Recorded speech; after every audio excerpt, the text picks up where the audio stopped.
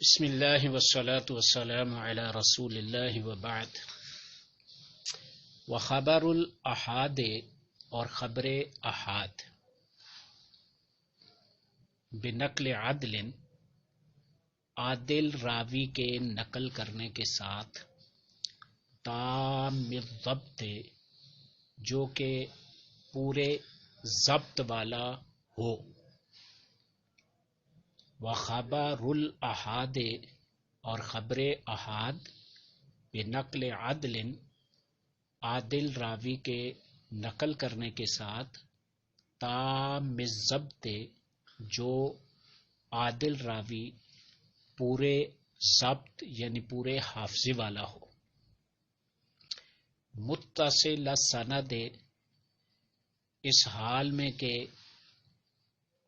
اس کی سند متصل ہو یا متصل السند متصل سند والی ہو غیر معلل نہ معلل ہو ولا شاذ اور نہ ہی شاذ ہو وہ صحیح ہو لذات ہی وہ صحیح لذات ہی ہوتی ہے۔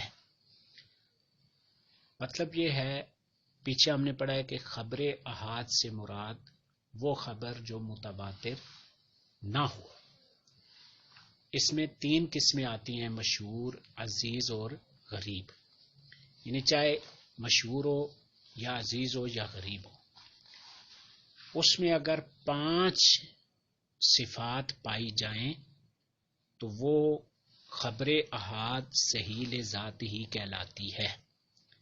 آسان لفظوں میں یوں سمجھ لیجئے کہ صحیح حدیث کی تعریف کیا ہے، صحیح حدیث کس کو کہتے ہیں، تو اس کی 5 صفات ہیں۔ سب سے پہلے اس کو نقل کرنے والا راوی عادل ہو۔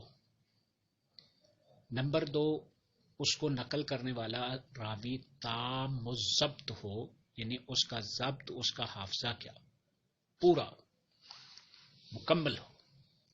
اور تام الضبط کی دلیل یہ ہوتی ہے کہ اس کی بیان کردہ احادیث میں غلطیاں بہت کم ہوں اور درستگیاں کیا زیادہ ہوں۔ تھوڑی بہت تو غلطی، خطا، نسیان تو یہ تو ہر انسان کو کیا ہے، ہو ہی جاتا ہے، لیکن کم از کم اس کا حافظہ تام ہو، پورا ہو۔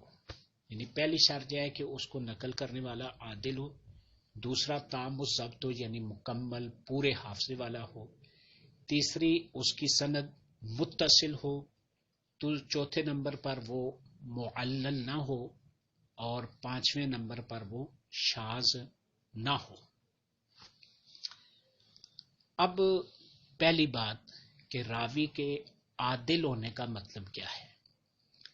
راوی کے عادل ہونے کا مطلب یہ ہے کہ وہ عدالت یعنی عدل کو لازم پکڑتا ہو، تقوی پرہیزگاری کو کیا ہے، لازم پکڑتا ہو، اور چھوٹے چھوٹے عیوب اور نقائص سے بھی بچتا ہو، کہ وہ ایسے بعض چھوٹے چھوٹے عیوب اور نقائص ہوتے ہیں کہ شریعت میں تو ان پر اتنی سختی نہیں ہوتی، لیکن عام معاشرے میں، عرف عام میں لوگ ان کو کیا ہے، برا سمجھتے ہیں، تو ان کاموں سے بھی وہ کیا کرتا ہے، بچتا ہے۔ تو عادل وہ ہوتا ہے جو عدل کو لازم پکڑتا ہے، یعنی تقوی، پرہیزگاری، اتقان، یعنی اپنے آپ کو بہت محتاط رکھتا ہے، اور چھوٹے چھوٹے عیب والے، نقص والے، کمزوری والے کاموں سے بھی اپنے آپ کو بچاتا ہے۔ مثال کے طور پر شریعت میں یہ بٹن قمیض کے کھول دینا یہ کوئی معیوب عمل نہیں ہے، لیکن ہمارے عام معاشرے میں لوگ اس کو بڑا کیا سمجھتے ہیں، معیوب، اور یہ تلنگے اور لوفر قسم کے لوگوں کی یہ نشانی سمجھی جاتی ہے۔ اب کوئی ایک صاحب علم آدمی، صاحب تقوی آدمی بازار میں اس کے بٹن کھلے ہوں تو لوگ کیا سمجھتے ہیں، شریعت میں تو یہ کام اتنا معیوب نہیں، لیکن ہمارے معاشرے میں یہ کیا ہے۔ تو عادل وہ ہوتا ہے مطلب جو اتنے معمولی معمولی کاموں سے بھی کیا کرے، بچے، اور اپنے اوپر کوئی داغ، کوئی عیب نہ آنے دے۔ تام الضبط بتایا کہ جس کا حافظہ مکمل ہو، اور ضبط کی دو قسمیں ہوتی ہیں. ایک ضبط الصدر ہوتا ہے کہ جو آدمی سنے اس کو سینے میں محفوظ رکھے. ایک ضبط الکتاب ہوتا ہے کہ جو سنے اس کو کتاب میں کیا ہے محفوظ رکھے، یعنی لکھ لے، لکھ کر پھر جس نے لکھایا ہے اس سے اس کی تصحیح کرائے. تو یہ دو ہیں، ضبط الصدر اور ضبط الکتاب. سند کے متصل ہونے کا مطلب یہ ہے کہ اس کے ہر راوی نے اس حدیث کو اس آدمی سے سنا ہو جس سے وہ کیا کر رہے ہیں، روایت کر رہے ہیں. کہ ہر راوی نے اس حدیث کو اس سے سنا ہو جس سے وہ اس کو روایت کرتا ہے. کہ درمیان میں کوئی راوی چھوٹا ہوا، گرا ہوا نہ ہو. معلل اس کو کہتے ہیں کہ جس میں کوئی علت ہو، جس میں کوئی علت کیسی ہو؟ ایسی مخفی علت کہ ظاہری طور پر اس میں کوئی ضعف، کوئی کمزوری، کوئی نقص، کوئی خامی، کوئی عیب نظر نہیں آتا. اس کے ساری سند میں جتنے راوی ہوتے ہیں سب عادل ہوتے ہیں، ضابط ہوتے ہیں. بظاہر سند متصل ہوتی ہے کہ ہر راوی نے مروی عنہ سے کیا ہوتا ہے، سنا ہوتا ہے. لیکن اس میں کوئی ایسی خفیہ باریک علت ہوتی ہے. علت کا معنی بیماری، کمزوری، عیب اور نقص ہوتا ہے جو عام محدثین کو بھی معلوم نہیں ہوتا. یہ وجہ ہے کہ احادیث کی علل بیان کرنے میں بھی چند ایک محدثین ہی کیا ہے کھڑے ہوئے ہیں، دو چار ہی گنے چنے، کیونکہ یہ انتہائی باریک فن ہے اور انتہائی محتاط فن ہے اور انتہائی پیچیدہ فن ہے. تو غیر معلل اس کو کہتے ہیں کہ جس میں کوئی خفیہ، مخفی، چھپی ہوئی علت بھی نہ ہو اور شاذ بھی نہ ہو. شاذ کی عام معروف تعریف یہ ہوتی ہے کہ جس میں کوئی سکہ اپنے سے اوپر والے راوی کی مخالفت کرے، یعنی سکہ اوسق یعنی اپنے سے زیادہ سکہ، یا ایک سکہ کئی سکات کی مخالفت کرے. ادھر ایک سکہ ہے، ادھر دو تین چار ہیں. یہ جو الفاظ بیان کرتے ہیں وہ دو تین چار کے بیان کیے ہوئے الفاظ کے خلاف ہے. تو اس سکہ کی روایت شاذ کہلائے گی اور ان دو تین چار سکہ کے الفاظ کیا ہے، محفوظ کہلائیں گے. یا یہ ایک سکہ ہے اور جس کی یہ مخالفت کر رہا ہے وہ بھی ایک ہے لیکن اس سے کیا ہے، اوسق ہے، یعنی زیادہ سکہ ہے. تو سکہ اپنے سے اوسق کی مخالفت کرے یا سکہ سکات کی مخالفت. اپنے سے اوسق کا مطلب یہ کہ یہ ایک ہے وہ بھی ایک ہے لیکن وہ اس سے کیا ہے، اوپر کا ہے. اور سکات کا مطلب یہ ایک ہے اور وہ دو تین چار پانچ یعنی اس سے زیادہ ہیں. تو یہ سکہ اوسق کی یا سکہ سکات کی مخالفت کرے تو سکہ کی روایت کو شاذ اور اس اوسق کی روایت یا سکات کی روایت کو محفوظ کہتے ہیں. آگے ہم پڑھیں گے. وہ صحیح لذاتی، اور وہ صحیح لذاتی ہے، یعنی جس میں یہ پانچ صفات پائی جائیں وہ کیا ہے، صحیح لذاتی. وتتفاوت، اور مختلف ہوتے ہیں.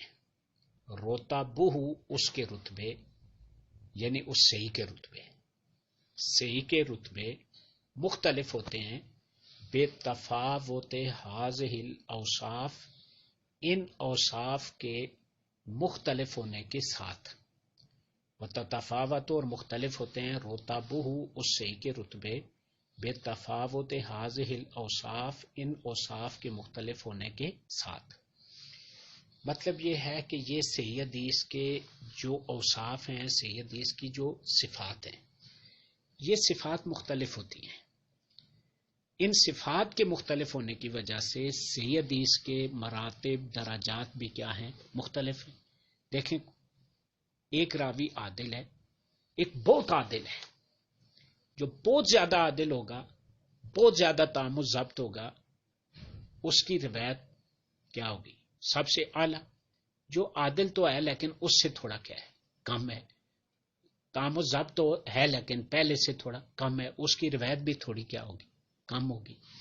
تو یہ صحیح حدیث کی جو پانچ شرائط ہم نے پڑھی ہیں، پانچ صفات پڑھی ہیں، پانچ اوصاف پڑھے ہیں، یہ اوصاف ہر راوی میں برابر اور ہر حدیث ہر خبر میں برابر نہیں ہوتے.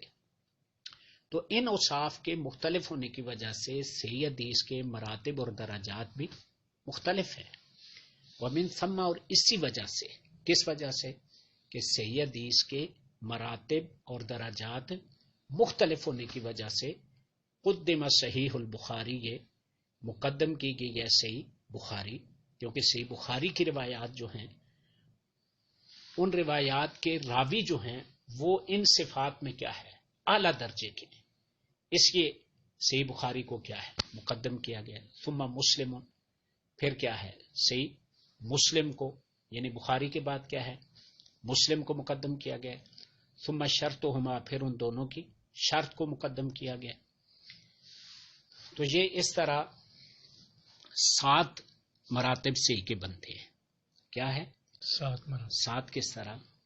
سب سے پہلے وہ حدیث ہے جو بخاری مسلم دونوں میں، بخاری مسلم دونوں میں اس کا مرتبہ سب سے اوپر ہے. دوسرے نمبر پر وہ حدیث ہے جو صرف کیا ہو؟ بخاری میں ہو. تیسرے نمبر پر وہ جو صرف مسلم میں ہو. چوتھے نمبر پر وہ کہ جو بخاری اور مسلم دونوں کی شرط پر ہو. پانچویں نمبر پر وہ جو اکیلے بخاری کی کیا ہو؟ شرط پر ہو. چھٹے نمبر پر وہ جو اکیلے مسلم کی شرط پر ہو. ساتویں نمبر پر وہ کہ جو بخاری مسلم کے علاوہ دیگر محدثین کے ہاں کیا ہو؟ صحیح ہو، اور دیگر محدثین کی شرط پر. دیکھو باقی بھی تو محدثین ہیں نا. یہاں ایک بات کہ بخاری مسلم کی شرط پر ہونے کا مطلب کیا ہے؟ آسان اس کا مطلب یہ ہے کہ بخاری مسلم کی شرط پر ہونے کا مطلب یہ ہے کہ اس حدیث کے راوی بخاری مسلم والے ہوتے ہیں. اس حدیث کے راوی بخاری مسلم والے ہوتے ہیں. اگر ایسی سند ہے، ایسے راوی ہیں جو بخاری کے بھی ہیں اور مسلم کے بھی ہیں، دونوں کے ہیں، تو ہم کہیں گے یہ حدیث بخاری مسلم دونوں کی کیا ہے؟ شرط پر ہے. اگر اس حدیث کے راوی صرف بخاری والے ہیں تو ہم کہیں گے بخاری کی شرط پر ہے. اگر ایسے راوی ہیں جو صرف کیا ہے؟ مسلم کے، ہم کہیں گے یہ مسلم کی شرط پر ہے. یہاں ایک اور چیز، ایک تو اس حدیث کے راوی بخاری مسلم والے ہوں تو بخاری مسلم کی شرط پر ہو. دوسرا، بخاری مسلم میں ان راویوں کے لیے جو شرائط امام بخاری یا امام مسلم نے رکھی ہیں وہ شرائط بھی ان میں کیا ہے؟ پائی جاتی. چونکہ بعض راوی ایسے ہوتے ہیں جو بعض علاقے کے لوگوں سے روایت کرنے میں سکہ ہوتے ہیں اور بعض علاقوں کے راویوں سے روایت کرنے میں سکہ نہیں ہوتے. یعنی یہ چیزیں بھی، یہ شرطیں بھی ان میں کیا ہوں؟ پائی جائیں کہ یہی نہیں ہے کہ بس بخاری مسلم کے راوی ہو گئے ہیں تو وہ حدیث بخاری مسلم کی شرط پر. ایک تو بخاری مسلم کے راوی ہوں، دوسرا ان راویوں کے لیے جو حدیث بیان کرنے میں صحیح ہونے کی کیا ہے؟ باقی شرائط، وہ بھی ان میں کیا ہے؟ پائی جاتی ہوں. فَإِنْ خَفَّ الضَّبْطُ، پس اگر خفا ہلکا ہو جائے، الضبط و ضبط، فالحسن لذاتہ، پس وہ حسن لذاتہ ہوتی ہے. یعنی اگر اس میں باقی صحیح کی چاروں شرطیں پوری پائی جائیں، راوی عادل ہو، سند متصل ہو، معلل نہ ہو، شاذ نہ ہو، یہ 4 شرطیں اس میں صحیح والی پوری پائی جاتی ہوں. صرف ایک شرط کہ راوی کا حافظہ تھوڑا سا کیا ہو جائے؟ کمزور ہو جائے.